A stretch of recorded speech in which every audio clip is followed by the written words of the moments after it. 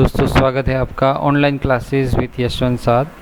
हम पढ़ रहे हैं राजस्थान माध्यमिक शिक्षा बोर्ड की सामाजिक विज्ञान कक्षा 10वीं की, और उसमें अभी तक हमने काफ़ी चैप्टर्स पढ़ लिए हैं। ये जो वीडियो आप देख रहे हैं वो चैप्टर है हमारा मुद्रा और वित्तीय संस्थाएं, और उसका एक भाग इसके पहले आप देख चुके हैं। लीजिए अब इसके दूसरे भाग में हम शुरू करते हैं मुद्रा और वित्तीय संस्थाएं, जिसके अंतर्गत हम पढ़ेंगे बचत तथा साख के बारे में। और बचत और साख के अलावा वित्तीय मध्यस्थ क्या होते हैं, साख के संस्थागत और गैर संस्थागत स्रोत कौन कौन से हैं, वाणिज्यिक बैंक क्या काम करते हैं, इनकी क्या भूमिका है, वाणिज्यिक बैंकों के कार्य भूमिका, इन सब के बारे में इस वीडियो में पढ़ेंगे। लीजिए शुरू करते हैं मुद्रा और वित्तीय संस्थाएं, और उसके अंतर्गत सबसे पहला है बचत और साख। दोस्तों बचत और साख समझने के लिए एक बार ध्यान से आपको ये जो अभी बताऊंगा उसको ध्यान से समझना पड़ेगा। स्थिति 1, स्वरोजगार के लिए ऋण चाहिए। जैसे कोई व्यक्ति है, उसके पास एक हुनर है परंतु पूंजी नहीं है, और वो अपने परिवार का पालन पोषण करना चाहता है, वो श्रम करना चाहता है, उसके पास कौशल है, सब कुछ है, परंतु पूंजी नहीं है।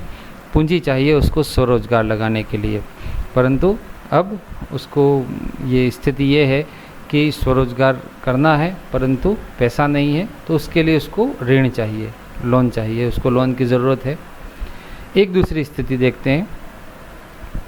उसमें एक व्यक्ति है जिसका परिवार है अच्छा खासा, परंतु काम धंधा सब चल रहा है, परंतु अचानक कोई काम आ गया, घरेलू आवश्यकता आ गई, जिसमें उसको एक बड़ी रकम की आवश्यकता है। जो बड़ी रकम उसको कहीं से अगर वो दूसरे लोगों के पास लेने जाएगा तो हो सकता है उसको अधिक ब्याज देना पड़े, या हो सकता है उसको कोई दे नहीं दे, कई सारी कंडीशन हो सकती है। तो एक बड़ी रकम की आवश्यकता है घरेलू आवश्यकताओं के लिए, तो ये एक दूसरी स्थिति है। और एक तीसरी स्थिति है जिसमें मान लीजिए दो पति पत्नी हैं, दोनों कमा रहे हैं, अच्छा कमा रहे हैं, छोटा सा परिवार है, और दोनों की जो इनकम है उस आधार पर उनका जो बहुत ज़्यादा इनकम है, दोनों कमा रहे हैं तो, और खर्च कम है, तो उनके पास जो बची हुई जो रकम है उस रकम को कहीं जमा करना है, बचत करनी है, जो जब समय हो तो उसको निकाल सकें और सुरक्षित रहे। अब दोस्तों हमारे पास 3 स्थितियाँ आई। एक तो स्वरोजगार के लिए ऋण चाहिए, लोन चाहिए, पैसा कौन देगा। एक घरेलू आवश्यकता के लिए उधार चाहिए जो समय पर चुका देगा व्यक्ति। और एक जहाँ पर परिवार है जिसके पास इनकम ज़्यादा है और उसको बचत करनी है। अब तीनों स्थितियों का उपाय क्या होगा, तो आप बिल्कुल सही सोच रहे हैं। इन तीनों स्थितियों का एक ही उपाय होगा, और वो होगा बैंक। तो आज के इस वीडियो में हम यही पढ़ेंगे, जो वित्तीय संस्थाएं हैं वो किस तरह से बचत करती हैं और किस तरह से साख उपलब्ध कराती हैं। इसको हम शुरू करते हैं। तीनों स्थितियाँ आपको एक बार फिर से मैं बता दूं। किसी को स्वरोजगार के लिए लोन चाहिए, किसी को घरेलू आवश्यकता के लिए उधार चाहिए, और किसी को बचत करनी है। इन तीनों का उपाय है सिर्फ एक, और वो है बैंक। ओके, शुरू करते हैं। और इसी को कहा जाता है वित्तीय मध्यस्थ। अब इसको वित्तीय मध्यस्थ क्यों कहते हैं, इसको अगर आप अपन डिटेल में और देखेंगे। शुरू करते हैं वित्तीय मध्यस्थ, जिसको बैंक भी कहते हैं। वे संस्थान तथा फर्म जो वित्तीय बाजार में जमाकर्ता तथा उधार लेने वालों के बीच एक सेतु या एक पुल या मध्यस्थ का कार्य करते हैं, उन्हें वित्तीय मध्यस्थ कहा जाता है। ओके, वित्तीय मध्यस्थ की परिभाषा, मध्यस्थ यानी बीच में, वित्तीय यानी रुपये पैसे के मामले में, अर्थ के मामले में। तो जो संस्थान या फर्म वित्तीय बाजार में जमा करता, कोई व्यक्ति जमा करता, जैसे अभी अपन ने तीसरी स्थिति देखी थी जिसमें व्यक्ति के पास अधिक धन है तो वो बचत करनी है, तो वो जमा करता हो गए। और उधार लेने वाले, पहली और दूसरी स्थिति जिसमें एक को लोन चाहिए, एक को उधार चाहिए, तो जमा करता और उधार लेने वालों के बीच एक सेतु या मध्यस्थ का कार्य करता है, एक पुल का कार्य करते हैं, उन्हीं को वित्तीय मध्यस्थ कहा जाता है। बैंक किस तरह से काम करते हैं, ये वित्तीय मध्यस्थ कैसे काम करते हैं, वो इसी वीडियो में अपन आगे देखेंगे, ध्यान से देखिएगा। बचतकर्ता अपनी बचत को इनके पास जमा करवाते हैं। ये जो वित्तीय मध्यस्थ होते हैं, इनके पास बचतकर्ता अपनी बचत को जमा करवाते हैं, उन्हें उचित ब्याज प्राप्त होता है और धन डूबने का जोखिम भी कम होता है। इसलिए बचतकर्ता की प्रायोरिटी रहती है वित्तीय मध्यस्थ। तो वित्तीय मध्यस्थ में बचतकर्ता अपनी बचत को जमा करवाते हैं, उनको जो बचत करवाते हैं इसका उचित ब्याज भी मिलता है और धन डूबने का खतरा भी कम रहता है। जमाकर्ता को जब ज़रूरत हो उस धन को वहाँ से वापस भी ले सकते हैं जहाँ जमा करवाया है। इसी प्रकार उन व्यक्ति और संस्थाओं को साख उपलब्ध करवा देते हैं जिन्हें उत्पादन और उपभोग हेतु धन की आवश्यकता होती है। जिनको भी उत्पादन और उपभोग के लिए धन की ज़रूरत है उनको भी एक साख या क्रेडिट या धन की उपलब्धि करवा देते हैं यही वित्तीय मध्यस्थ। यह उचित ब्याज दर और स्वीकार्य आसान शर्तों पर साख प्रदान करते हैं। एक तो जब ये लोन या उधार देते हैं तो उनकी ब्याज दर उचित होती है, मतलब जो मार्केट के अनुसार जो लीगली लेनी चाहिए वैसी होती है और शर्तें भी आसान होती हैं और उसके आधार पर इनको क्रेडिट या साख प्रदान की जाती है। अब ये क्रेडिट या साख क्या होती है, जैसे आपको 10 लाख रुपए का लोन लेना है बैंक से, तो उन्होंने आपकी जो क्रेडिट बनाई वो 10 लाख रुपए की बनाई अगर आपको उस बैंक ने आपको ये लोन ले दिया तो आपकी जो भी क्रेडिट होती है वो भी वो बैंक निर्धारित करता है कि आपको इतनी रकम मिल सकती है। बैंक एक महत्वपूर्ण वित्तीय मध्यस्थ है। अभी हमने जो स्थितियाँ देखी थी, जमा करने वाले या लोन लेने वाले या उधार लेने वालों के बीच में जो मध्यस्थ है वो बैंक एक महत्वपूर्ण वित्तीय मध्यस्थ है। हालांकि वित्तीय मध्यस्थ बहुत सारे हैं पर इन सब भी वित्तीय मध्यस्थों में सबसे महत्वपूर्ण होता है वो बैंक होता है, क्योंकि बैंक जो होता है वो एक भरोसेमंद होता है आज की वर्तमान की जो स्थितियां हैं उन सभी स्थितियों को देखते हुए, और उन्हीं को जो संस्थागत स्रोत भी कहते हैं वो आगे अपन देखेंगे इसी में कि किस तरह से ये अच्छे होते हैं बैंक।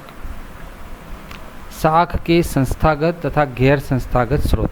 अभी जो हमने देखा साख जो क्रेडिट मिलती है, जैसे आपको लोन लेना है, उधार लेना है या आपको जमा भी करना है, इन सब की जो साख मिलती है उस साख या उस क्रेडिट के संस्थागत और गैर संस्थागत स्रोत कौन कौन से हैं और वो किस तरह से काम करते हैं। वित्तीय संस्था वह संस्था होती है जो वित्तीय लेन देन के कार्य जैसे जमा, ऋण, निवेश आदि करते हैं। ये जो हमने अभी वित्तीय संस्था या वित्तीय मध्यस्थ की बात करी वो क्या काम करते हैं, जमा लेना, ऋण देना या निवेश करना, उनमें निवेश भी किया जा सकता है। जैसे ये उसके उदाहरण हैं बैंक है, सहकारी समिति है, साहूकार हैं, देशी बैंकर हैं। ये सभी वित्तीय मध्यस्थ या वित्तीय संस्थाएं होती हैं जो रुपए पैसे का लेन देन का काम करते हैं। इन वित्तीय संस्थाओं को संस्थागत तथा गैर संस्थागत स्रोतों में वर्गीकृत किया जाता है। ये जो भी वित्तीय संस्थाएं हैं जो जमा, ऋण, निवेश आदि काम करते हैं उनको दो भागों में बांटा गया है, संस्थागत स्रोत और गैर संस्थागत स्रोत। तो संस्थागत में बैंक, सहकारी समिति आ जाते हैं और गैर संस्थागत में साहूकार, देशी बैंकर, महाजन, ये सभी गैर संस्थागत में आते हैं। तो इनको सबको हम देखेंगे एक एक करके। साख के संस्थागत स्रोत। यह संस्थाएं सरकार तथा भारतीय रिजर्व बैंक के पास पंजीकृत होती हैं। इनका रजिस्ट्रेशन होता है जो संस्थागत स्रोत होते हैं दो जगह से, एक तो सरकार के साथ और एक हमारी जो रिजर्व बैंक ऑफ इंडिया है, भारतीय रिजर्व बैंक, उसके पास इनका पंजीकरण होता है, रजिस्ट्रेशन होता है। अतः इनका नियमन, नियंत्रण और निर्देशन भारतीय रिजर्व बैंक तथा सरकार के द्वारा किया जाता है। इसलिए ये सभी काम अपने जो हमारा रिजर्व बैंक है और सरकार है उसके अधीन काम करते हैं, उनके कंट्रोल में काम करते हैं, उनके डायरेक्शन में काम करते हैं। यह संस्थाएं गरीब और कमज़ोर वर्ग को भी साख प्रदान करती हैं। ये जो संस्थागत स्रोत हैं जो भारतीय रिजर्व बैंक और सरकार के पास पंजीकृत होते हैं वो सभी को अपना फ़ायदा पहुंचाने का काम करती हैं। गरीब हो, कमज़ोर हो, सभी को क्रेडिट देने की कोशिश करती हैं और देती भी हैं। आर्थिक रूप से कमज़ोर वर्ग के वित्तीय समावेशन, ये शब्द हमने पहले पढ़ा है। वित्तीय समावेशन जब हम अर्थव्यवस्था की अवधारणाओं के संबंध में पढ़ रहे थे तो वित्तीय समावेशन क्या होता है। वित्तीय समावेशन का मतलब होता है आर्थिक समानता की स्थापना करना। आर्थिक समानता किस तरह से, जिस तरह से कोई गरीब है, कोई अमीर है और ये गरीबी अमीरी का जो भेद है उसको मिटाने की कोशिश करते हैं, और वो इस तरह से कि गरीब को लोन दे करके, उधार दे करके उसको आगे लाने का प्रयास करते हैं। तो जो संस्थागत स्रोत हैं वो ये काम करते हैं, किसी भी कमज़ोर वर्ग को वित्तीय समावेशन के द्वारा आर्थिक समानता की स्थापना करने में इनकी महत्वपूर्ण भूमिका है। संस्थागत स्रोत की ब्याज दर कम होती है जिससे उपभोक्ता का शोषण नहीं होता है। ये जो संस्थागत स्रोत हैं जो आरबीआई और हमारी गवर्नमेंट के नियंत्रण में रहते हैं, इनकी ब्याज दर भी कम होती है, तो इससे उपभोक्ता का शोषण नहीं होता है। ब्याज दर अधिक होगी तो उपभोक्ता बेचारा भर भर के ही परेशान हो जाएगा, इसलिए इसकी ब्याज दर भी कम होती है।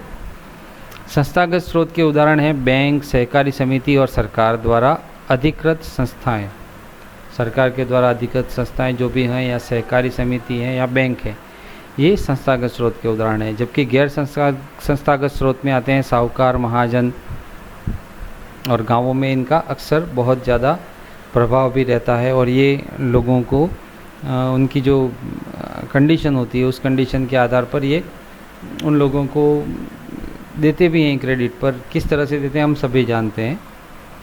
समाज के गरीब, कमज़ोर, पिछड़े और निम्न आय वर्ग को वहनीय लागत पर, जो भी कमज़ोर वर्ग है, गरीब है, पिछड़ा है और निम्न आय वाला वर्ग है, उसको वहनीय लागत पर, वहनीय लागत यानी वो वहन कर सके इस लागत पर वित्तीय सेवाएं प्रदान करके उन्हें वित्तीय सेवाओं से जोड़ना वित्तीय समावेशन कहलाता है। वित्तीय समावेशन अभी थोड़ी देर पहले देखा था हमने कि आर्थिक समानता की स्थापना करना। तो आर्थिक समानता की स्थापना कैसे होगी? जब गरीब, कमज़ोर, पिछड़े और निम्न आय वर्ग को वहनीय लागत पर वित्तीय सेवाएं प्रदान की जाएं, वो वहन करें, इस प्रकार की सेवाएं दी जाएं, उससे लागत दी जाए, तो धीरे धीरे वो ऊपर आ सकते हैं और एक आर्थिक समानता की स्थापना हो सकती है। तो इसी को वित्तीय समावेशन कहा जाता है, जब वहनीय लागत पर उनको वित्तीय सेवाएं दी जाएं। संस्थागत स्रोत अपने सभी लेन देन का लिखित रिकॉर्ड रखते हैं। जितने भी, जैसे हम बैंक का ही उदाहरण बार बार लेंगे क्योंकि इससे हम चिर परिचित हैं, तो बैंक जितने भी होते हैं वो अपने सभी लेन देन का लिखित रिकॉर्ड रखते हैं। हमको जब कभी भी हमारे पास डायरी होती है, उनके पास भी एंट्री की होती है कि कौन सा कितना पैसा कब जमा हुआ, कितना ब्याज मिला या कितना लोन लिया गया, कितना जमा हुआ, इन सब का लिखित रिकॉर्ड होता है। संस्थागत स्रोत के कार्य दिवस और कार्य घंटे निश्चित होते हैं। ये जितने भी संस्थागत स्रोत हैं उनके कार्य दिवस और कार्य घंटे निश्चित होते हैं। इतने समय काम करेंगे, इस दिन काम करेंगे, इस दिन काम नहीं करेंगे, ये सब तय होता है। शाख के संस्थागत स्रोत में वाणिज्यिक बैंक, जितने भी कमर्शियल बैंक हमारे हैं वो सभी शाख के संस्थागत स्रोत के अंतर्गत आते हैं। बैंक बचत को सुरक्षित रखने और आसानी से वापस देने के लिए सुरक्षित वित्तीय मध्यस्थ है। बैंक ही एक ऐसा माध्यम है जो हमारी बचत को सुरक्षित रखता है और आसानी से हमको वापस भी दे देता है। बैंक बचत करने वालों और उस पूंजी का उपयोग करने वालों के बीच एक सेतु का कार्य करता है। हमने भी थोड़ी देर पहले ही देखा था, वित्तीय मध्यस्थ का काम करते हैं बैंक, और बैंक जमा करने वाले और उस जमा को लोन के रूप में लेने वाले दोनों के बीच में एक पुल का कार्य करते हैं, वित्तीय मध्यस्थ कहलाते हैं ये। आवश्यकता पड़ने पर बचतकर्ता बैंक खातों में जमा धन को निकाल सकता है, इसलिए इस जमा को मांग जमा कहा जाता है। मांग जमा किसे कहते हैं? जब भी कोई बचतकर्ता अपनी कोई राशि को बैंक में जमा कराता है और वो राशि को जमा करने के बाद उसको निकाल भी सकता है, वो कंडीशन होती है, इसलिए इस जो जमा हुई है उसको मांग जमा कहा जाता है, क्योंकि वो उस बचतकर्ता की मांग है जो उसने जमा की है। एक और चीज़ होती है बैंकों के संबंध में, वो है चेक। चेक एक ऐसा आदेश पत्र है जो बैंक को किसी व्यक्ति के खाते से चेक पर नामित व्यक्ति को एक विशेष राशि के भुगतान का आदेश देता है। आप सबने देखी होगी चेक, और उस चेक में जो रकम लिखी जाती है और जो व्यक्ति इसको लेकर के जाता है उस व्यक्ति के या तो वो सीधा उसको बैंक से निकलवा सकता है या खाते में जमा करा सकता है, दो कंडीशन होती है। तो एक चेक के माध्यम से संभव है। एक कागज़ का जो टुकड़ा होता है उसमें इतनी आदेश पत्र कहा जाता है उसी को, और वो भुगतान का आदेश देता है चेक। चेक पर तिरछी रेखा होने का अर्थ है कि यह प्राप्तकर्ता के खाते में ही जमा होगा। अब जब कभी भी आप चेक देखें तो चेक को देखने के बाद ये अंदाज़ा ज़रूर लग जाएगा कि चेक के कॉर्नर में अगर आड़ी लाइनें हैं तो इसका मतलब ये है कि वो अकाउंट पे ही है।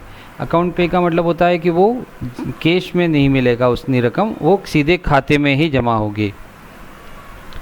चेक के संबंध में कुछ और जानकारी ले लेते हैं हम। किसी भी चेक में 7 पूर्तियाँ करनी होती है। कोई भी चेक होता है उसमें ध्यान रखना 7 उसमें जगह होती है जहाँ पर लिखना होता है। पहली तो 2 समानांतर तिरछी रेखाएं जो अकाउंट पे का शो करती हैं।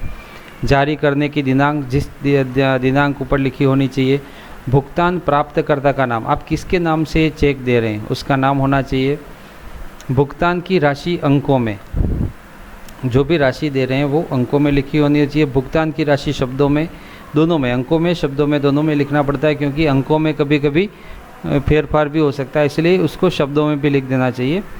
चेक जारी करने वाले की खाता संख्या, जिसके द्वारा ये चेक जारी किया जा रहा है उसकी खाता संख्या उस चेक पर लिखी होनी चाहिए। और चेक जारी करने वाले के हस्ताक्षर, जिसने भी चेक जारी किया उसके हस्ताक्षर, ये 7 पूर्तियाँ एक चेक में आवश्यक होती हैं। गैर रेखांकित चेक से भुगतान प्राप्तकर्ता का कोई भी प्रतिनिधि बैंक में जाकर के भुगतान प्राप्त कर सकता है। अगर चेक के ऊपर तिरछी लाइनें नहीं हैं तो इसका मतलब ये है कि वो व्यक्ति जिसके पास चेक है वो उस बैंक में जाकर के सीधा कैश प्राप्त कर सकता है।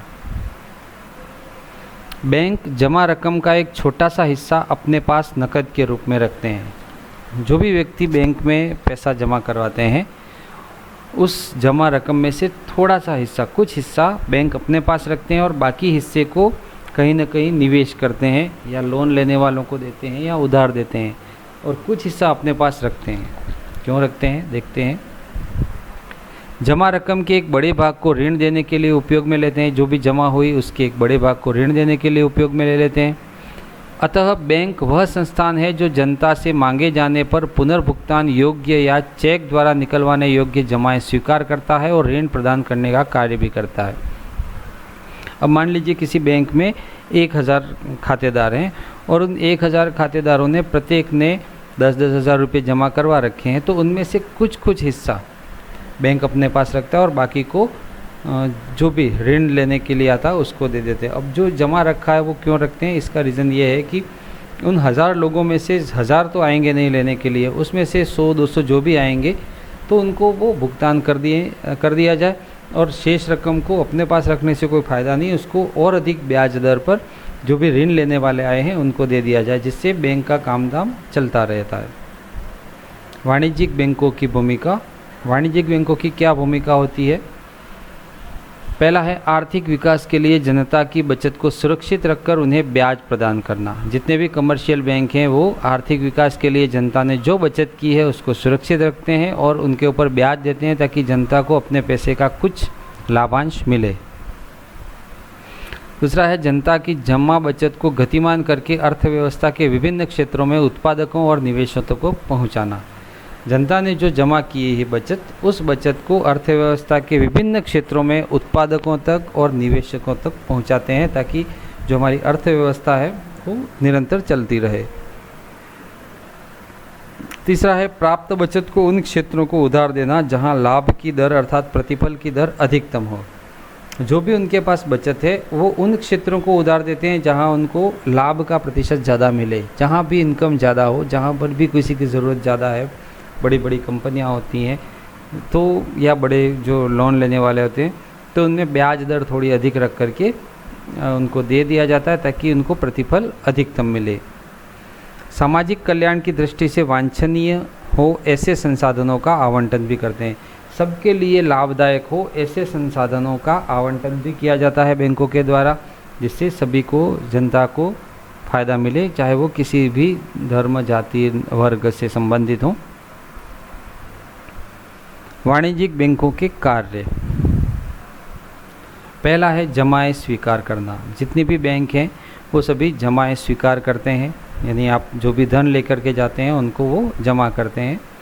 3 प्रकार की जमाएं स्वीकार की जाती हैं, एक तो चालू खाते की, एक बचत खाते की और एक स्थायी जमाएं।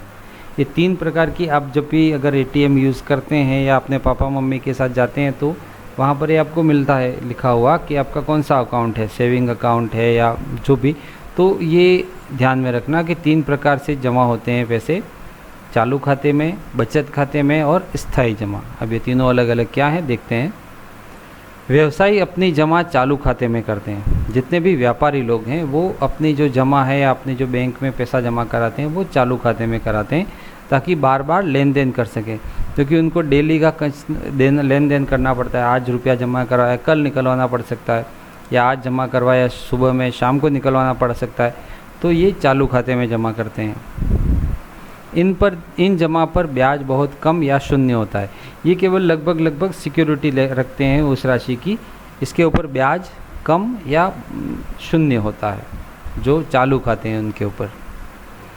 सामान्य जनता अपनी जमा बचत खाते के रूप में करती है, जैसे हमारे आपके जैसे जो हैं वो सभी बचत खाते में, सेविंग अकाउंट में अपनी जमा को रखते हैं।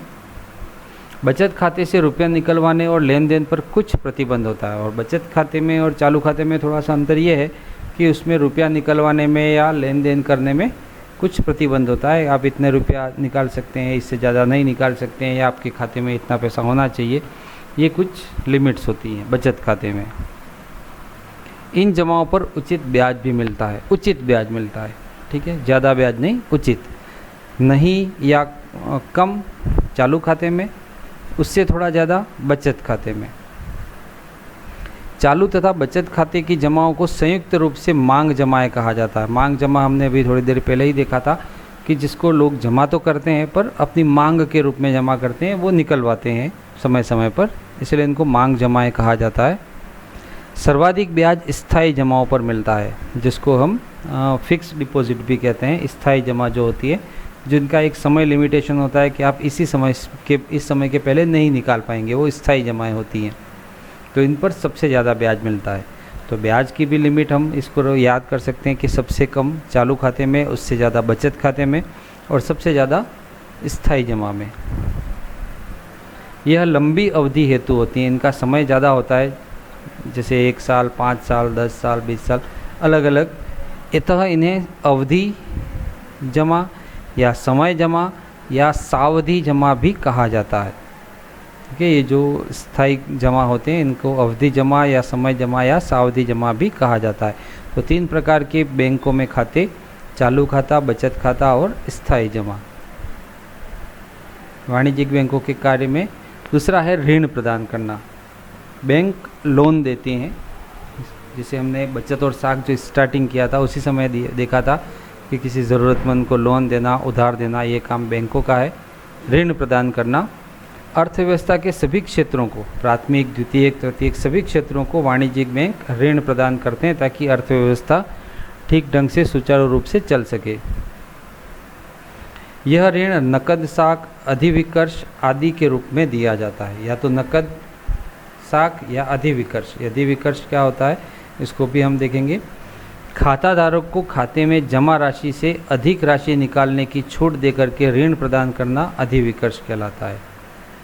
आपके खाते में जमा राशि जो है उससे भी अधिक राशि निकलवाने की छूट जो दी जाती है और छूट देकर के ऋण प्रदान करना अधिविकर्ष कहलाता है।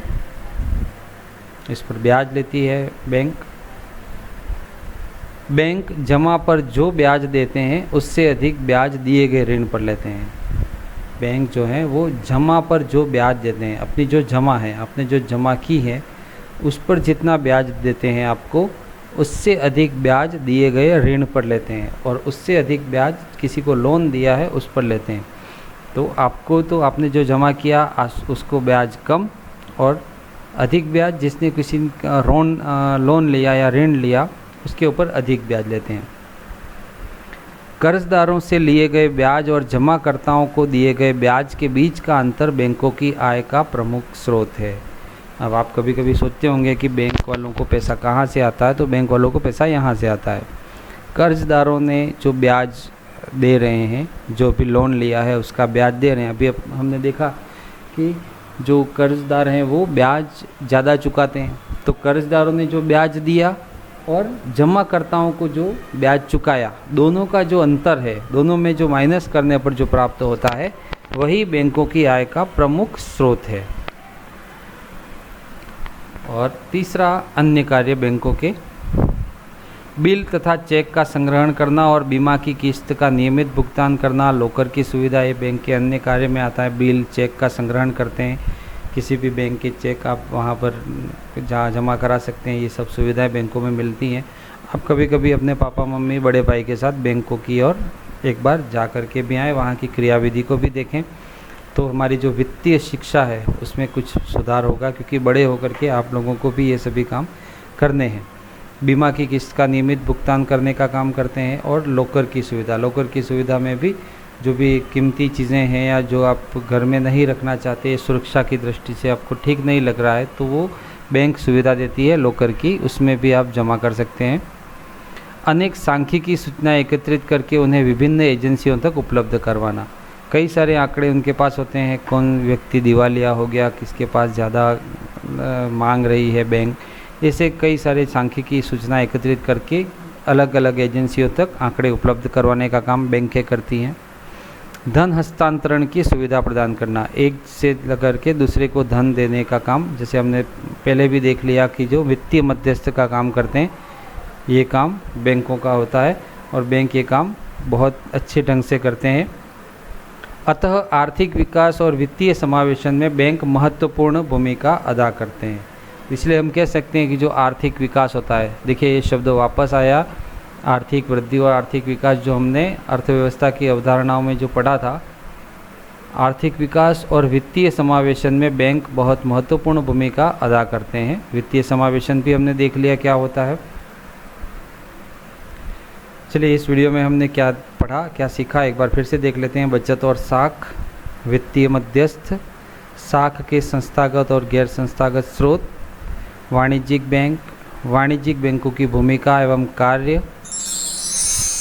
आपको वीडियो कैसा लगा प्लीज़ कमेंट, लाइक, शेयर और सब्सक्राइब करना ना भूलिएगा।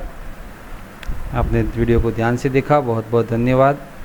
और सब्सक्राइब ज़रूर कर लीजिएगा ताकि आने वाले वीडियो समय पर आप तक पहुंच सकें। मिलते हैं अगले वीडियो में, धन्यवाद।